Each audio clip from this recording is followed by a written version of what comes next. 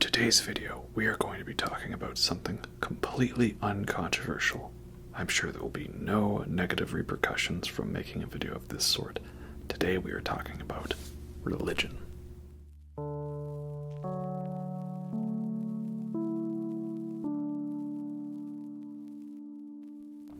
Hello everyone, and welcome to the ASMR review show. For this video, we are going to be talking about, again, the least controversial topic that there ever was to exist: religion. Specifically, religious movies or movies that touch on religious themes. Why?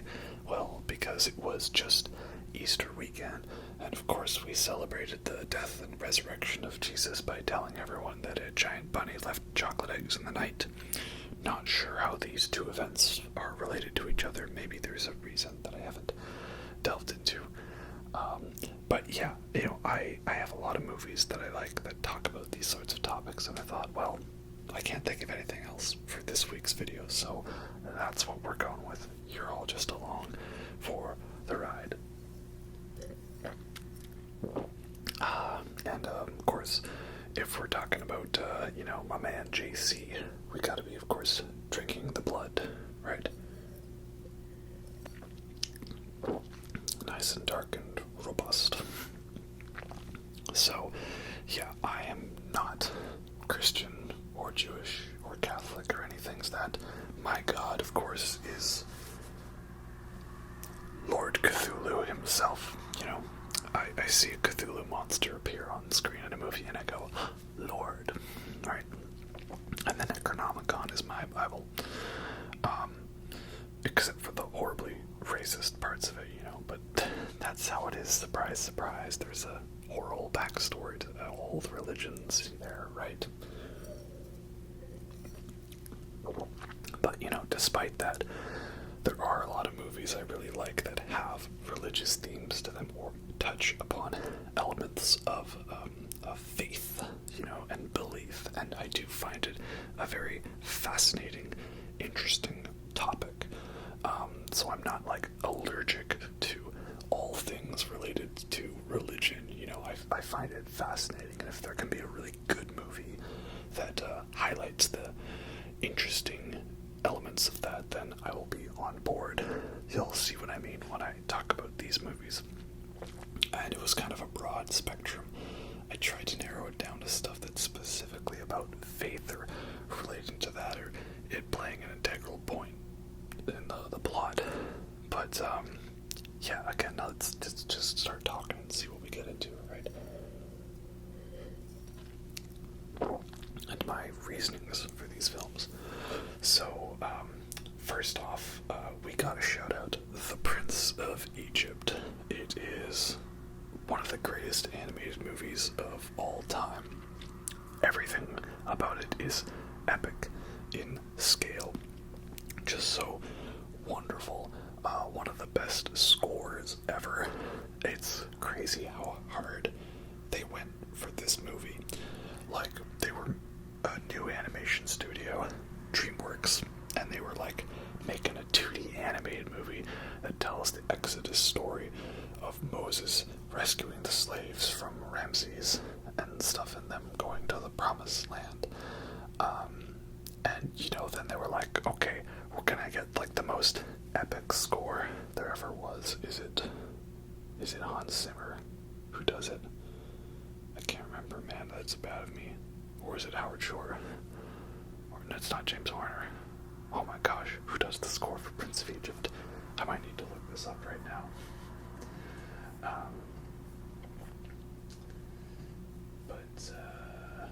No. Yeah, Hans Zimmer, of course. Hans Zimmer's great. And then they did not need to go that hard on the voice cast. Patrick Stewart, Ray Fiennes, Val Kilmer, Jeff Goldblum, Martin Short, and Steve Martin and Martin Short, yeah. They did not need to go that hard. They did not need to go that hard on the scale of the animation and the scope and the groundbreaking, the 3D animation combined with the 2D animation, right? That stuff was not easy to do back in the 90s. But they did it, and it was awesome. And it all pays off for an amazing film that still holds up.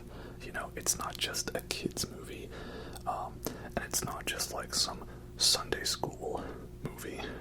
There's so much more to it. I just love the detail that, like, Val Kilmer is the voice of God, and he's also Moses, like, such a great touch.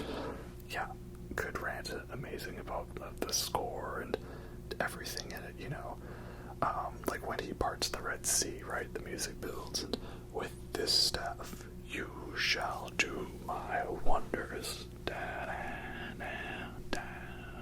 Like, I know it's not technically ASMR when you're getting it from like music and movies, but like even just talking about that sequence gives me the chills, man. And that's why Exodus, God and Kings is such a disappointing movie, because apart from the plagues scene, nothing in that movie can live up to the Prince of Egypt. You know, it was okay. I didn't hate it as much as other people did, but that one was, yeah. It's not as good as Prince of Egypt. Nothing is. So yeah, that's a great movie. I like it. And again, it's just telling a biblical story, you know, but it's a good one. So we're starting off quite strong with that one. I'm going to tone it down a bit. Next one I want to talk about is Lady Bird, which is a movie about, it's not particularly just about faith, but that is part of it. Because, what does she go to, like a Christian boarding school, or like they all have school uniforms, right? Or are they Catholic? I forget, it's been a while since I've seen this, but I want to shout out this movie because I watched it and I thought, it was okay, you know, nothing special. And then I watched it with my fiance, and she described it as like the quintessential, like, you know, growing up in a religious household movie. And then I saw, oh, okay, now I get it, now I understand why it's such a thing, you know, and it's definitely more of a female perspective movie. So that's why it's not as easy for me to you know, empathize with it and understand the feelings, what's going on. You know, if you're, you know, have that female experience and grow up in a religious household, this movie will probably be like a documentary for you. Not so much for me. But yeah, it was cool to get that perspective on it, and that's why I think this one is worth talking about. And I mean, come on, Saoirse Ronan. We love Saoirse Ronan. Especially when she's got red hair. That's great. You know, and I guess everyone's madly in love with Greta Gerwig, which is funny because what was Lady Bird? It was her first directorial movie. I mainly think of her as being the main character in Frances Ha, which is a fun movie. I think I need to rewatch that one. And yeah, Lady Bird was great. Apparently her adaptation of Little Women was also really good, but I have not seen that yet. And now she's doing the Barbie movie. Yeah. Sure, man. I mean, people are kind of really hyped for this one. I'm not. I mean, it looks like it's a thing, and it's gonna be fun and silly, but like, is it just a fun, silly movie, or is it like cleverly funny and cleverly silly, like the Lego movie, right? Or like Into the Spider-Verse, you know, a fun animated movie that suddenly comes out and kicks you in the face like, whoa, that was insanely good. Maybe, I don't know. I know the other one that probably fits into that category is Puss in Boots: The Last Wish, but I've not seen that one yet. I had a lot of Letterboxd. Really loved it. It got very high up on the charts. So yeah, I guess that one's worth checking out, but it has nothing to do with this video, as are most of my sidetracked rants, right? But yeah, Lady Bird's a good one, fun one, quintessential growing up in a religious household experience movie. Then another one we've got, well, I'll briefly touch on it, but I don't want to talk too much about it because I did in another video already. I try not to have to repeat myself myself too much, you know. You don't need another video of me telling you how much I love Interstellar or Alien. Oh shoot. Noah, yeah, the Darren Aronofsky Noah, which is probably his worst film, but it's still pretty good. And again, I like how that one took like lots of weird biblical elements and turned it into this sprawling epic of a story. I could include almost any Aronofsky movie, especially his last couple in this category, but we're just going to talk about this one as it's the most overtly religious one. It being an adaptation of a story from Genesis, you know, not a one-for-one. So it's so annoying how people got so freaked out over that. But again, it's religion, never controversial at all. Yeah, Noah's a great movie. Well, it's a very good one, not a masterpiece, obviously. But I like the way it does Noah as a character, because it's a weird thing. It's a thing I find good for religious movies that a lot of people who are the more religiously inclined seem to find it not good. And that is that characters being sent on a mission from God and them having doubts about whether or not it's the right thing, and eventually going through with it and overcoming the trials and the tribulations to make it happen. So there's a couple movies we'll see on this list that fall into that category. But I find it weird that that's a thing people don't like in their religious movies. Like, you know, the idea that Noah in this movie, he does not directly talk to God, that he has these strange waking nightmares of weird hallucinations and visions and stuff. And so therefore people are kind of questioning, like, is he doing the right thing here? Is he actually sane or insane? Instead of just simply, you know, God calling up him on the phone and be like, yo man, I'm gonna need a boat large enough to hold 2 of every animal. I'm gonna need it in a couple weeks. Can you and your family get on that? Yeah, I'm gonna flood the world. Okay man, yeah, have a good one. I'm sure you can do it all by yourself. You're only like 500 years old. You know, this one's like, hey, they're weird waking nightmares, and, you know, the spirits of angels inhabit rocks to help them out. That to me makes sense. You know, weird that there's all the insane stuff that happens in the Bible, but fallen angel spirits inhabiting rock monsters is too strange of a thing. And it might be the closest we've got to biblically accurate angels in a depiction, you know, with the weird eyes and the halos and the blinding light. It's not exactly it, but that's cool. It's close. We love our biblically accurate angels. But yeah, I find that concept to be a more greater declaration of faith, that it doesn't seem obvious that what you're doing is right, but you do it anyway, and you're proven correct in the end, and you are rewarded for your sacrifice. That seems to me like what the whole message should be about, right? I don't know. So Noah's fun. I enjoy it. But again, it's the weakest Aronofsky film for me. Still makes a spot on the list. And when we're talking about missions from God, we gotta talk about the ultimate mission from God, right? The band, Elwin. The band. Yes, of course. The Blues Brothers. I'm counting this on the list. Because it's fun. Blues Brothers is such a fun movie. It's insane. It just keeps getting more wacky as it goes on. I love it. It's like the movie starts off very slow, and you think it's gonna be boring, and then it seems kind of interesting, and then just as it goes on, physics just keeps getting thrown out the window more and more and more, until the end I don't even think physics exists. Why? Because divine intervention, of course. Yeah, it's such a fun movie, Blues Brothers, and there's great music and great cameos, and it's silly and it's fun, but it's also technically well made. Like, they've got insane car chases in it, very dangerous those scenes, and like they drive real fast under that Chicago overpass, and that's cool. It's like the ultimate GTA 5-star wanted level experience. All because he didn't pay a ticket or sped a red light. I think it all spiraled out from insanity.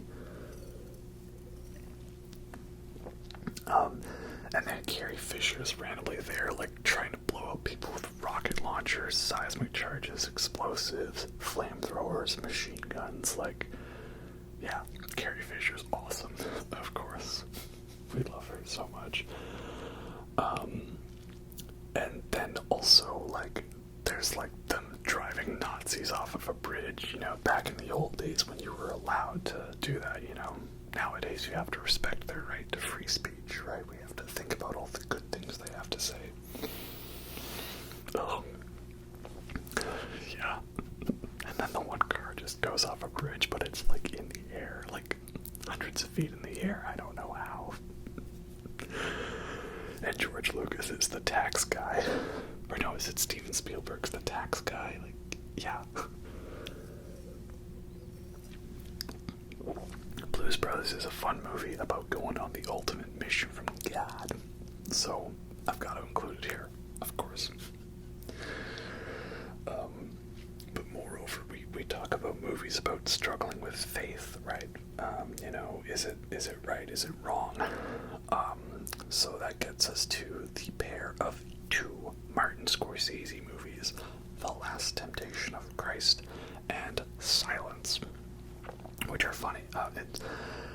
People think Martin Scorsese, and they think, oh yeah, his best movie is Goodfellas, you know, where it's like about you talking about gangsters in New York and Brooklyn, you know, as far back as I can remember, I always wanted to be a gangster. Or like Casino, where like Joe Pesci uses a pencil or a pen and he basically goes John Wick mode on a guy. And you know, Robert De Niro's smoking and is a badass. Or like The Departed, where it's like crime and deception and like 1700 Rolling Stones montages. Or Taxi Driver, where it's Robert De Niro being a badass and, you know, taking the power to the man. Or Raging Bull, you know, you never got me down. And there's all those great movies. And my two favorite Martin Scorsese movies are his two boring ones where he meditates about religion and stuff. This is actually true. These are my two favorite Scorsese movies. I prefer these two to all the other ones. Don't get me wrong, they're all good. And I probably should do a deep dive through his filmography before Killers of the Flower Moon comes out, which, you know, that's, man, Leonardo DiCaprio sits at a table. Oh, that's going to be epical, right? But yeah, these are my two favorite. Why? Because they do the best job of, like, presenting a case for religion while not being, like, overly preachy and one-sided, and also showing, like, the struggles of faith in the world. So, I did a whole video on Last Temptation of Christ. But yeah, it's basically like the last few days of Jesus' life, played amazingly by Willem Dafoe in one of his best roles. And then it's like showing about how, you know, like that song, What If God Were One of Us, right? What if Jesus did have temptations and lusts, and he was doubtful about his role as the Messiah in God's plan? And so that, of course, was a big no-no. You know, this movie got, like, banned on all the places, and, like, there was a theater where people threw Molotov cocktails at theaters showing it. Like, it's crazy how this is one of the most controversial movies of all time. Of course, it was from people who didn't actually see the movie. You know, this was one of the original cases of people reading a news article, you know, 10 months before the movie came out and automatically writing articles on it and hating it. But in the pre-internet world, this happens to every movie nowadays, you know. You don't even need to see a movie to review it and write a 17-paragraph essay on it. It's quite amazing. Actually, I should really just stop watching movies and write articles on them based on what I think they're about, probably would have the same effect either way. But yeah, so Last Temptation, of course, is controversial because it shows Jesus being put up on the cross, but then he is visited by Satan in the form of a young, pretty girl, of course, who offers Jesus the temptation of, hey, man, you've done enough. You don't have to suffer anymore. You know, come down off that cross, and here, there's 2 hot chicks you can go bang and start a family with. Won't that be fun? And he's, of course, like, yeah, man, sign me up. Who wouldn't do that, right? But then in the end, he realizes this was all some, like, nightmarish vision, you know, his last temptation. But in the end, he ultimately decides, you know, no, Father, I want to be sacrificed. I want to be crucified. I want to be a Messiah. Right? And thus it is, and Jesus dies on the cross. Spoiler alert, just like in real life. And to me, that is a more stronger declaration of faith, that despite him having the better option to choose, he still goes through with what he believes is right. That to me is a better indication than simply just being like, and it was good, and it was awesome, and the lambs fed, and everything was right, and it was beautiful, and it was glorious, and God was happy, and thus the end, right? Like, I don't know, that's just my thoughts on it, but to me that makes a bigger impact, you know, and makes Jesus a more relatable person than just, you know, that. And that's why this carries over into Silence, which is another amazing film by Scorsese, completely underrated, man. Sucks how this one got totally snubbed for awards and recognition. I love this one so much. It's about 2 Jesuit priests, and they go to Japan to try to rescue their mentor, who was apparently publicly apostatized and denounced his faith in God in public. And it's Andrew Garfield and Adam Driver and Liam Neeson, and it's a great cast, and it's so well shot and well done.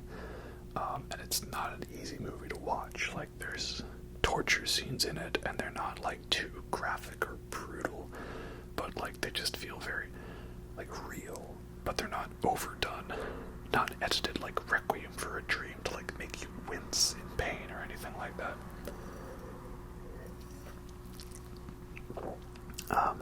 But what I like is, again, the movie kind of has 3 parts to it. The first part is kind of showing like, hey man, like, okay, there's Japanese people who are like, you know, going to the Christian faith, and like, I'm not Christian myself, but like, I don't see anything wrong with like people just practicing it a bit and stuff, as long as you're not forcing everyone to abide by it or using it to inform your politics.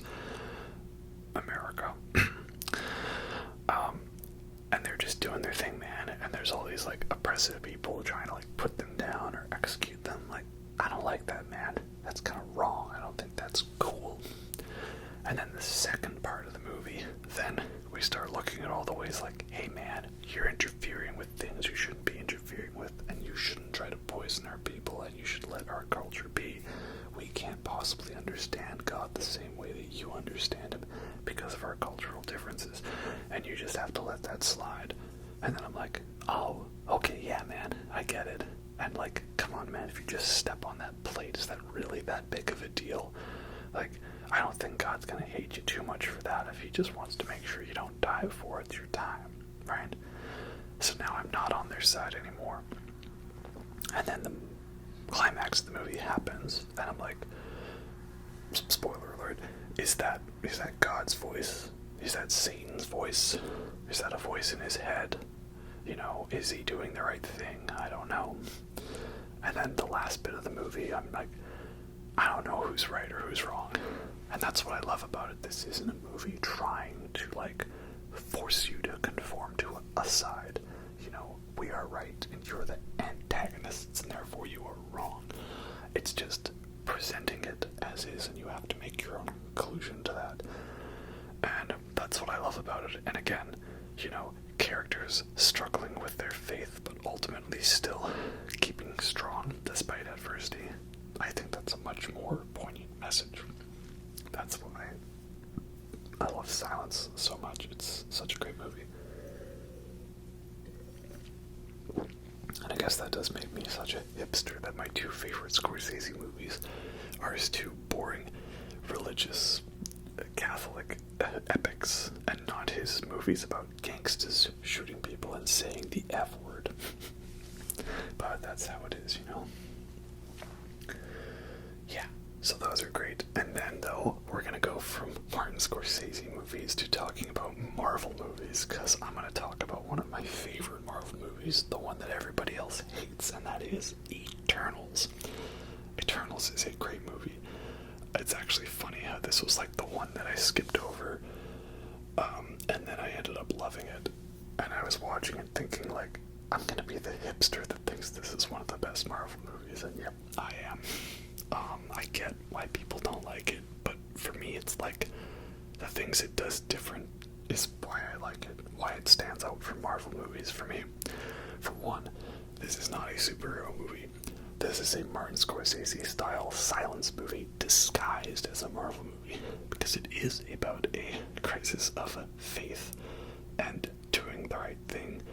And, you know, it's like, again, it's a little loose to fit into this category, but I thought it would be a fun comparison to compare Martin Scorsese religious movies and a Marvel movie, you know, because that's the big divide. Are you a Martin Scorsese guy or a Marvel guy? There's one or the other. You can't be both.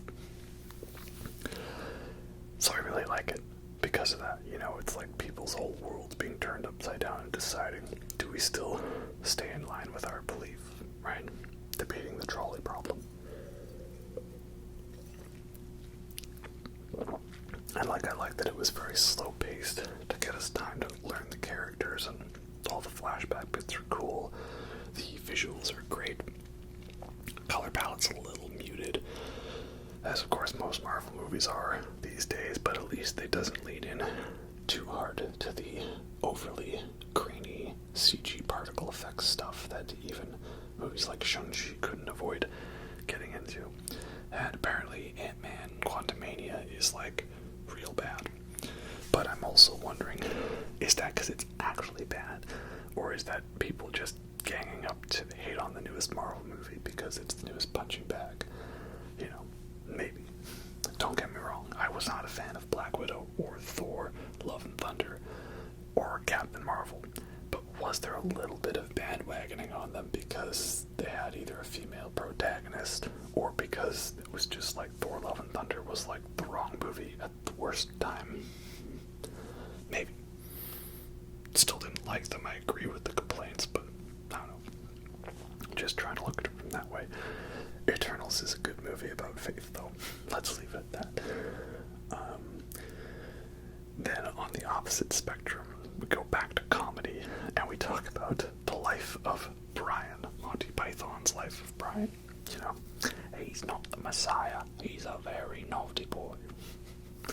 Life of Brian, it's like a spoof of religious epics and stuff by following the story of Brian of Nazareth, who is born on the same day right across the street from Jesus of Nazareth.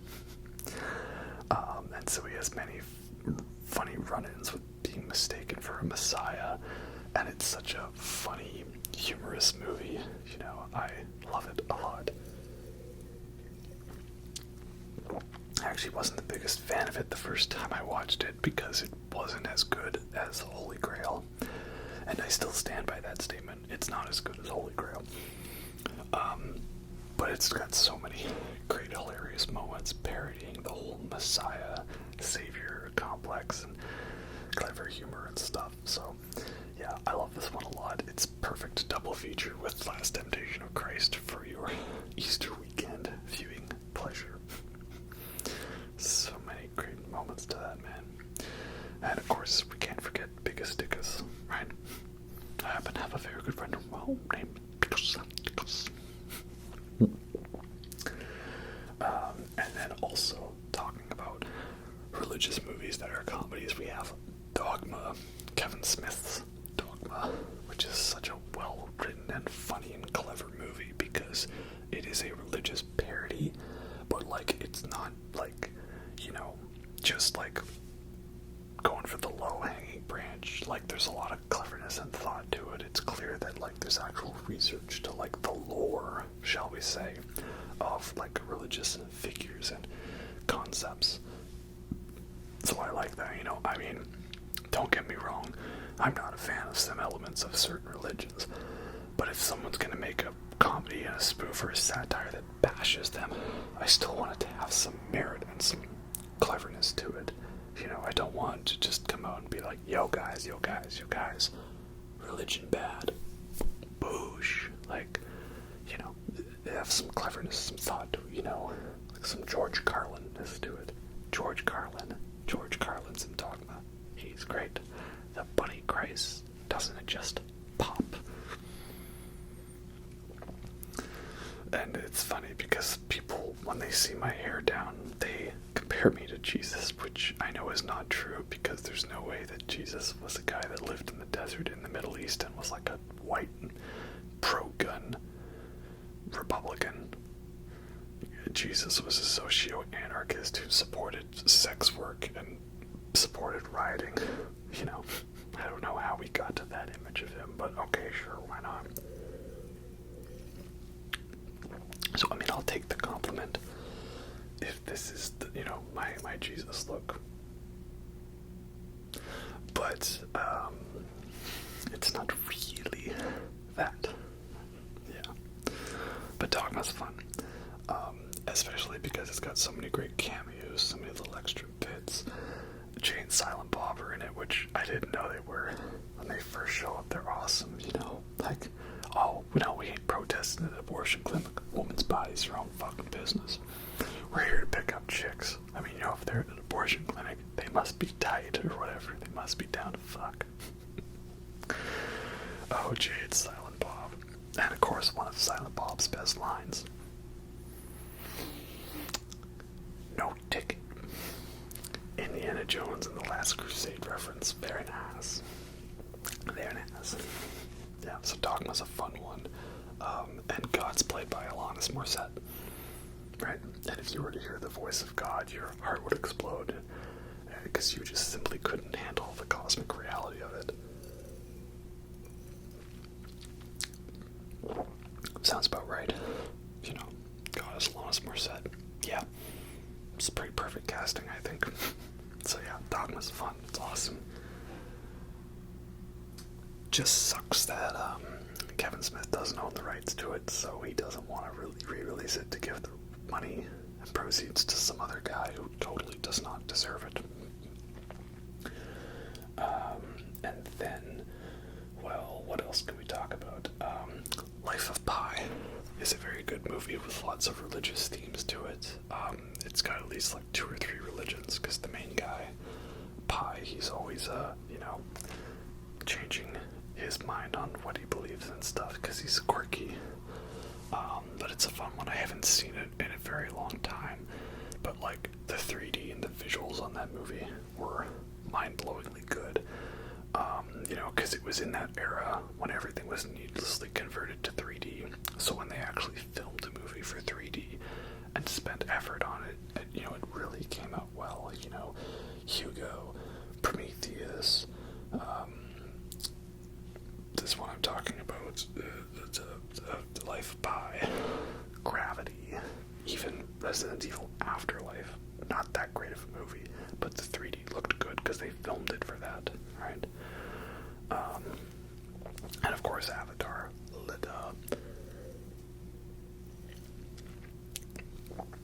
but yeah, Life of Pi is a fun movie. I think I could go and check it out again. It's a fun experience, but again, it's about faith, and that's why there's the sort of main story in the end. You know, which story do you prefer? The one with the tiger. And so it is with God, right? We don't know if it's necessarily the truth, but if it is what helps us get by and motivates us and drives us on, well, that's why we do it. Like, okay, I understand that. Like, yeah, I can sympathize with that point of view. Very good. And then we have, well, one of my favorite Disney movies, The Hunchback of Notre Dame, which I just recently rewatched, and man, is that movie so epic. Can't wait to see them ruin it in the live action one. Yeah, Hunchback of Notre Dame is my favorite 90s Disney movie. I think I prefer Treasure Planet and Atlantis: The Lost Empire because science fiction and action adventure, of course. But after those, my favorite Disney movie is The Hunchback of Notre Dame. No, it is not a perfect movie. Yeah, some of the gargoyles bits are a little too silly because it still is a kids movie at heart. But is it really though, when you have songs like Hellfire and some of the content in The Bells of Notre Dame? I don't know, man, but it is quite amazing indeed. And again, a movie about faith and lust and sin and temptation, these very dark themes that come across so well. I'd love to see a remake of this be done right, but I know they won't.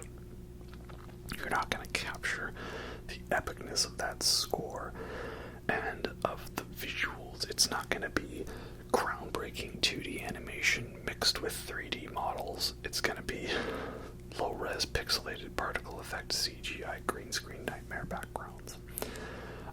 And the cast, it's kind of good, kind of not. Josh Gad as Quasimodo, decent. Gal Gadot as Esmeralda,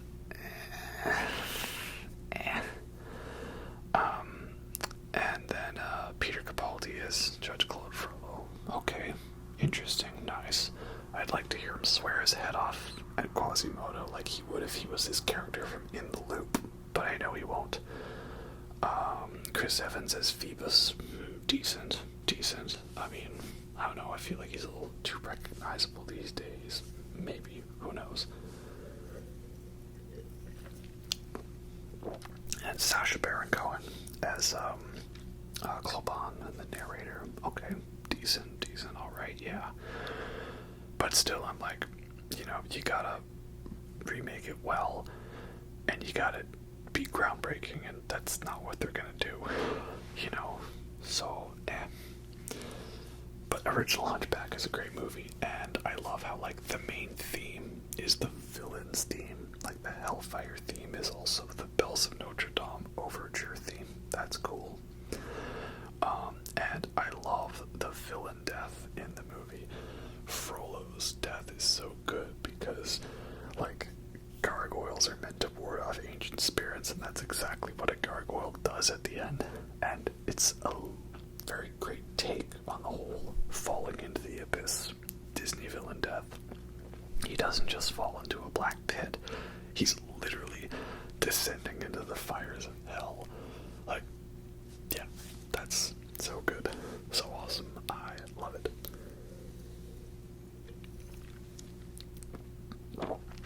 So Hunchback of Notre Dame is my favorite 90s Disney movie.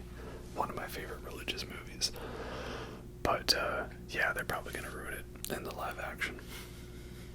And then we have, it's a movie that is religious, but it's not Christian religion. It's kind of about, Buddhism or Tibetan beliefs and stuff like that, because it's about the Tibetan Book of the Dead. And this is where I go total film bro and be like, yes, one of my favorite movies is Enter the Void. Have you seen Enter the Void? Man, it's so life-changing and stuff, and I'm still that guy. Yeah, because Enter the Void, it's basically a movie version of the Tibetan Book of the Dead.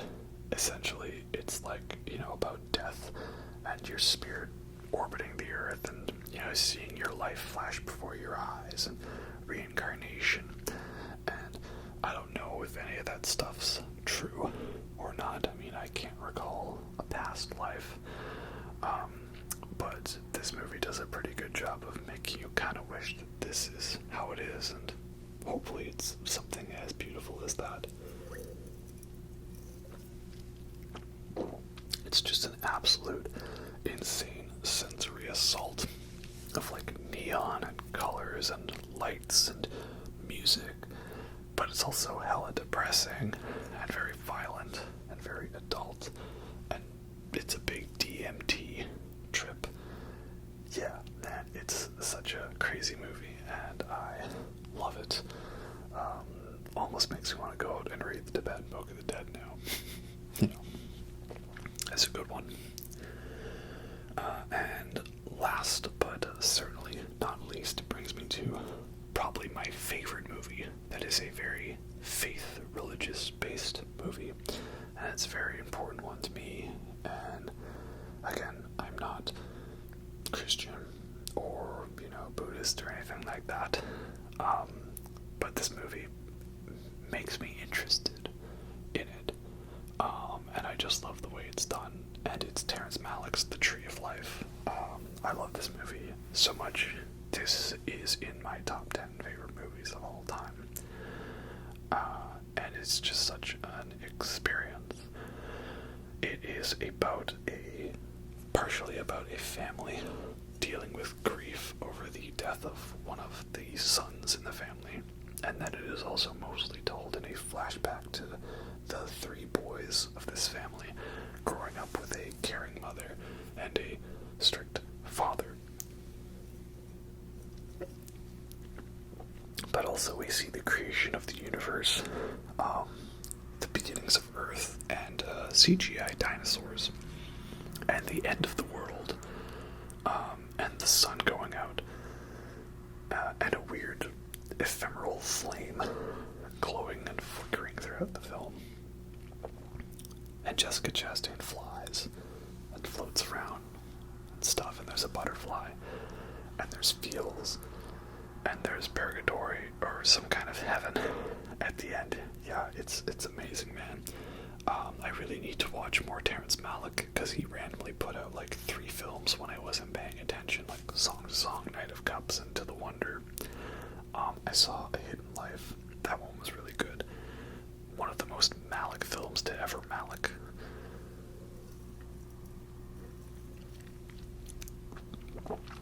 Days of Heaven was pretty good.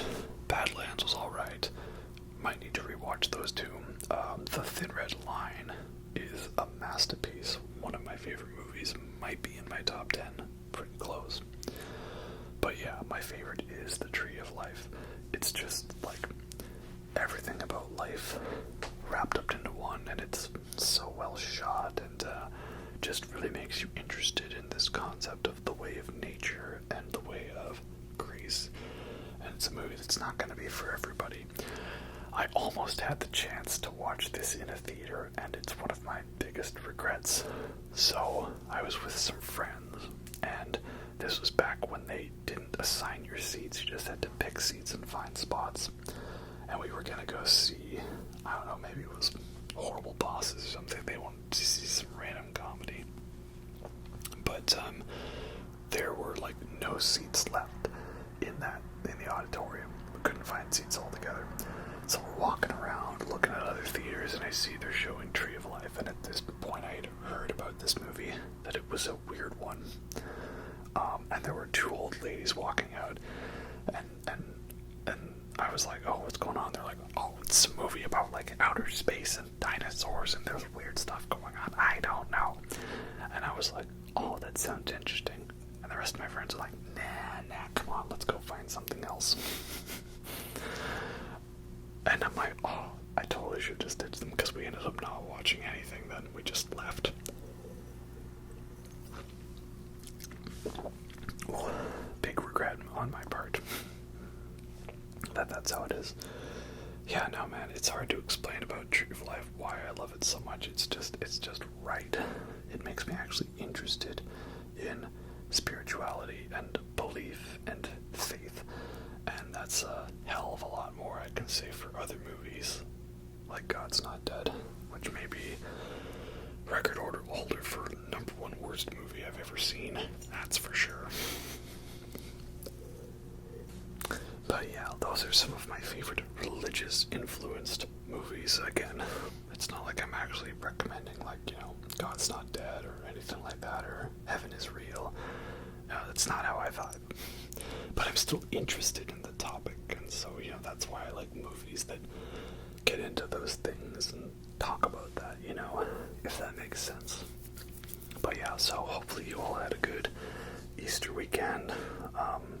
I was watching The Raid and The Raid 2. I binged those movies in a day because I had actually never seen them. They're fun.